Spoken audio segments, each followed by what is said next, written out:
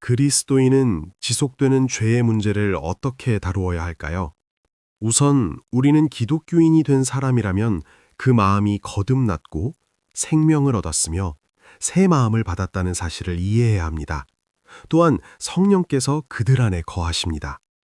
따라서 그리스도인은 변화와 형성을 경험하게 되며 그리스도를 닮아가는 성숙을 이뤄갈 것입니다. 하지만 동시에 우리는 이 땅에 사는 동안 결코 죄로부터 완전히 자유로울 수 없습니다. 요한일서 1장 8절을 보면 요한은 이렇게 말합니다.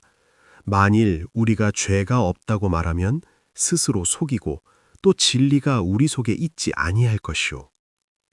기독교인임이 분명하게 드러나는 증거 중 하나는 그가 죄가 없다는 것이 아니라 자기 삶 속에 죄를 깨닫는다는 것입니다. 그리고 그 죄를 볼 때 자백합니다. 우리는 이것이 얼마나 특별한 일인지 자주 간구하곤 합니다. 우리는 끊임없이 하나님께 죄를 짓는 세상 속에 살고 있지만 정작 자신의 죄를 깨닫고 책임을 지고 자백하며 죄에 대해 애통해하는 사람은 거의 없습니다. 그러므로 그리스도를 믿는다고 고백하는 사람이 이런 모습을 보인다면 그가 참으로 주님을 알고 있다는 증거가 됩니다. 그리스도인은 죄를 덜 짓게 되겠지만 죄가 아예 없지는 않을 것입니다. 그러나 죄를 지었을 때 마음속에 슬픔이 생기고 그것이 회개와 자백으로 이어집니다. 만일 우리가 죄가 없다고 말하면 스스로 속이고 진리가 우리 속에 있지 아니하다고 성경은 말합니다. 제가 교회에서 설교할 때마다 이런 일이 일어납니다. 죄나 거룩함의 필요성에 대해 설교하면 때때로 하나님의 영이 역사하셔서 많은 사람이 자신의 죄 때문에 마음이 무너집니다. 그런데 정말 특이한 점은 이것입니다. 교회에서 가장 경건하고 진실하며 헌신적인 사람들이 오히려 자신의 죄로 인해 가장 가슴 아파하는 반면 거듭난 증거가 거의 없는 사람들은 마치 아무 죄도 없는 것처럼 앉아있다는 것입니다. 우리는 여기서 하나님의 백성 안에서 역사하시는 성령의 일하심과 믿는다고 말은 하지만 실제로는 주님을 모르는 사람들에게는 그 역사가 없음을 보게 됩니다. 이제 요한일서 1장 9절은 이렇게 말합니다. 만일 우리가 우리 죄를 자백하면 그는 미쁘시고 의로우사 우리 죄를 사하시며 우리를 모든 불의에서 깨끗하게 하실 것이요. 신자가 죄를 지으면 그 죄를 자백하고 돌이키며 용서를 구해야 합니다. 자백이란 무엇일까요? 자백은 헬라어로 허몰로게오인데 직역하면 똑같이 말하다라는 뜻입니다. 제가 그리스도인으로서 하나님의 말씀을 공부하다가 어느 날 성경을 읽던 중 주님께서 제 죄를 깨닫게 하셨다고 칩시다. 혹은 저를 진심으로 사랑하는 형제가 제가 마땅히 행해야 할 대로 걷지 않는 것을 보고 제 죄에 대해 말해준다고 합시다. 그가 성경을 사용하여 말한다면 그것은 정말 하나님으로부터 온 것이며 저는 죄를 지은 것입니다. 하나님께서 말씀이나 다른 신자의 가르침을 통해 볼, 너는 조급했다라고 말씀하실 때 자백은 단순히 미안합니다라고 말하는 것이 아닙니다. 자백은 하나님과 똑같이 말하는 것입니다. 하나님께서 폴, 너는 조급했다라고 하실 때 제가 주님, 제 죄에 대해 주님과 같은 생각입니다. 주님이 제가 조급했다고 하셨으니 맞습니다. 제가 조급했습니다. 라고 말하는 것이 자백입니다. 그리고 용서를 구하는 것이죠. 신자가 변화되고 계속해서 그리스도를 닮아간다 해도 우리는 여전히 삶 속에서 죄의 문제를 다루어야 합니다. 성장함에 따라 죄가 훨씬 줄어들기를 바라지만 죄는 여전히 존재할 것이고 우리는 그것을 처리해야 합니다. 우리는 상한 마음과 자백을 통해 하나님께서 우리에 대해 말씀하시는 것이 옳음을 인정하며 죄를 다룹니다. 이제 매우 중요한 또 다른 구절을 보겠습니다. 시편 119편 11절에서 다윗은 내가 주께 범죄하지 아니하려 하여 주의 말씀을 내 마음에 두었나이다 라고 합니다. 우리가 어떻게 그리스도를 닮아가고 죄를 덜 지을 수 있을까요? 필수적인 것 중 하나가 바로 이 11절에 있는 하나님의 말씀입니다. 주의 말씀을 내 마음에 간직하였나이다. 이 영상을 보시는 분들께 묻겠습니다. 여러분은 하나님의 말씀에 얼마나 많은 시간을 쓰십니까? 성경을 읽고 공부하고 암송하고 묵상하는 데 얼마나 시간을 보내시나요? 대부분의 사람은 이 질문을 들으면 고개를 떨구며 충분하지 않다고 인정하거나 거의 하지 않는다고 말합니다. 이것이 바로 우리가 죄를 이길 힘이 거의 없는 이유 중 하나입니다. 하나님의 말씀에 시간을 너무 적게 쓰기 때문입니다. 아침을 걸으면 배가 고프고 점심을 걸으면 기운이 빠집니다. 하루 종일 식사를 걸으면 다음날 병이 날 수도 있습니다. 이것은 영적인 실상을 보여주는 육적인 비유입니다. 여러분에게는 하나님의 말씀이 필요합니다. 때때로 사람들은 성장이 아무도 풀 수 없는 거대한 미스터리인 것처럼 저를 찾아옵니다. 어떻게 성장할 수 있나요? 제가 말씀에 얼마나 시간을 쓰십니까? 라고 물으면 그들은 대답합니다. 그렇게 간단할 리가 없어요. 영적 성장을 위한 어떤 비결이나 열쇠를 알려주세요. 그러면 저는 그 비결을 알려드리고 있는 겁니다. 말씀 안에서 시간을 보내야 합니다. 라고 말합니다. 다시 보십시오. 내가 주께 범죄하지 아니하려 하여 주의 말씀을 내 마음에 두었나이다. 반대로 말해볼까요? 내가 주께 범죄하기 위하여 주의 말씀을 내 마음에 두지 아니하였나이다. 양방향으로 작용합니다. 여러분이 성경 공부와 암송과 묵상을 소홀히 한다면 여러분의 삶은 그리스도를 덜 닮아가고 더 많은 죄에 노출될 것입니다. 성경을 어떻게 공부해야 할까요? 제가 제시하는 방법이 유일한 길은 아니지만 매우 중요한 것이 있습니다. 대부분의 사람은 성경을 여기저기 건너뛰며 읽습니다. 한 권의 이 부분 읽다가 다른 권의 저장을 읽는 식이죠. 그러면 하나님의 전체적인 뜻을 이해하지 못하고 큰 그림을 보지 못하게 됩니다.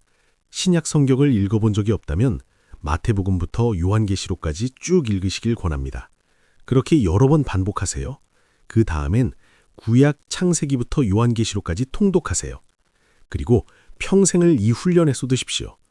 하루에 3장, 5장 혹은 15장을 읽든 중요한 것은 성경을 체계적으로 통독하며 모든 조각이 어떻게 맞춰지는지 보기 시작하는 것입니다. 하나님의 큰 그림과 그분의 구원, 그분의 뜻에 대한 큰 그림을 보는 것이 정말 중요합니다. 이제 야고보서 1장을 잠시 보겠습니다. 자주 간과되지만 제 삶에 큰 도움이 된 내용입니다. 야고보서 1장에서 시련에 대해 말한 뒤 13절에서 이렇게 말합니다. 사람이 시험을 받을 때에 내가 하나님께 시험을 받는다 하지 말지니 하나님은 악에게 시험을 받지도 아니하시고 친히 아무도 시험하지 아니하시느니라. 제가 어떤 유혹을 받을 때 먼저 깨달아야 할 것은 이것이 하나님으로부터 온 것이 아니며 하나님의 뜻도 아니고 하나님의 성품과도 맞지 않는다는 사실입니다. 죄를 있는 그대로 보아야 합니다. 그것은 하나님의 존재와 그분이 바라시는 모든 것에 반대되는 것입니다. 죄는 작은 실수가 아닙니다. 그것은 적대감이며 원수 맺는 것이고 제 삶을 향한 하나님의 목적에 대항해 싸우는 것입니다. 그러므로 그것이 하나님으로부터 온 것이 아님을 깨달아야 합니다. 세상 속에서 누군가 무언가를 제안할 때 성경의 빛 아래 비추어 보고 하나님이 원하시는 것이 아님을 알게 된다면 이것은 하나님으로부터 온 것이 아니다. 나는 하나님의 자녀이므로 이것과 상관해서는 안 된다라고 인식해야 합니다. 우리는 어둠과 죄, 마귀와 어떠한 교제나 휴전, 연합도 가질 수 없습니다. 유혹이 올 때 그것이 하나님으로부터 온 것이 아님을 알고 거절해야 합니다. 야고보서 1장 14절은 오직 각 사람이 시험을 받는 것은 자기 욕심에 끌려 미혹됨이니라고 합니다. 유혹이 머릿속에 들어올 때 이걸 해라, 여기를 봐라. 그 자체는 아직 죄가 아닙니다. 그것은 유혹입니다. 그것이 죄가 되는 시점은 여러분이 굴복할 때, 자신을 내어줄 때, 거기에 헌신하고 실행에 옮길 때입니다. 하지만 처음 머릿속에 들어왔을 때는 죄가 아니라 유혹입니다. 하지만 이해해야 할 것은 유혹을 가지고 놀아서는 안 된다는 점입니다. 죄는 여러분을 순식간에 낚아챌 것입니다. 인도나 파키스탄의 들판에서 일하고 있는데 큰 코브라가 나타났다 맙시다. 손에 칼, 마체테가 있다면 코브라와 대화하거나 설득하려 해서는 안 됩니다. 코브라는 1, 2초 안에 공격할 것입니다. 목을 베어버리거나 도망쳐야 합니다. 유혹을 가지고 놀지 마십시오. 얼마나 많은 아이가 독사와 가지고 놀다가 부주의하게 너무 가까이 가서 물리는지 아십니까? 유혹이 나타날 때 그것을 가지고 놀거나 묵상하거나 생각하지 마십시오. 즉시 죽이거나 피하거나 도망치십시오. 성경은 특정 죄들로부터 도망치라고 말합니다. 가인이 화가 났을 때 하나님께서 죄가 문에 엎드려 있느니라, 죄가 너를 원하나 너는 죄를 다스릴지니라고 하신 것을 기억하시나요? 죄는 야생동물과 같습니다. 그것은 여러분을 집어삼키고 파괴하고 싶어 합니다. 성경은 마귀가 우는 사자처럼 삼킬 자를 찾아 돌아다닌다고 말합니다. 그러니 즉시 끊어버리십시오. 또 하나 중요한 점은 죄짓기 쉬운 장소에 가지 않는 것입니다. 알코올 중독에서 회심한 분들에게 저는 이렇게 말합니다. 예전에 자주 가던 곳에 가지 마세요. 술 친구들과 어울리지 말고 술집 근처에도 가지 마세요. 물리적으로 멀리하는 것이 중요합니다. 인터넷도 마찬가지입니다. 유혹과 단둘이 있게 되는 상황에 자신을 두지 마십시오. 자신을 보호할 수 있는 가드레일을 만드십시오. 여러분이 얼마나 연약한지, 마귀와 죄의 정욕이 얼마나 강한지 깨달아야 합니다. 15절은 욕심이 잉태한 즉 죄를 낳고 죄가 장성한 즉 사망을 낳느니라고 합니다. 죄에 대해 알아야 할 또 다른 사실은 그것이 치명적이라는 점입니다. 나는 그리스도인인데요 라고 하시겠지만 그리스도인에게도 죄는 여전히 치명적입니다.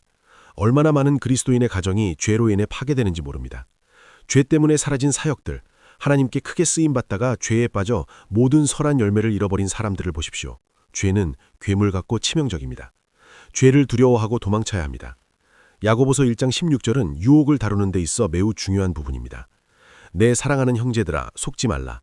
온갖 좋은 은사와 온전한 선물이 다 위로부터 빛들의 아버지께로부터 내려오나니 그는 변함도 없으시고 회전하는 그림자도 없으시니라. 유혹이 올 때 무엇을 깨달아야 할까요? 하나님의 선하심에 대해 속지 마십시오. 에덴 동산에서 마귀가 하와를 유혹할 때 가장 먼저 한 일이 무엇입니까? 하나님이 선하지 않다고 믿게 만드는 것이었습니다. 하나님이 동산의 모든 나무 열매를 먹지 못하게 했다는 거짓말을 했죠. 사실이 아니었습니다. 마귀는 기본적으로 하나님은 여기서 너를 돕지 않을 거야. 이 필요를 채워주지 않을 거야. 그러니 내가 제안하는 유혹에 굴복해 라고 생각하게 만듭니다. 하지만 유혹이 올 때 나는 이것을 접지 않겠다. 왜냐하면 하나님은 선하시고 나를 위해 더 좋은 것을 예비하셨기 때문이다 라고 깨달아야 합니다. 특히 미혼 청년들에게 말합니다. 성적인 유혹이나 인터넷의 악한 것들은 영혼에 매우 해롭습니다. 그런 유혹이 나타날 때 어떻게 해야 할까요? 하나님은 선하시며 여러분의 육체적 욕구를 채워주실 의로운 계획을 가지고 계심을 기억하십시오. 마귀는 모조품을 제안하는 것입니다.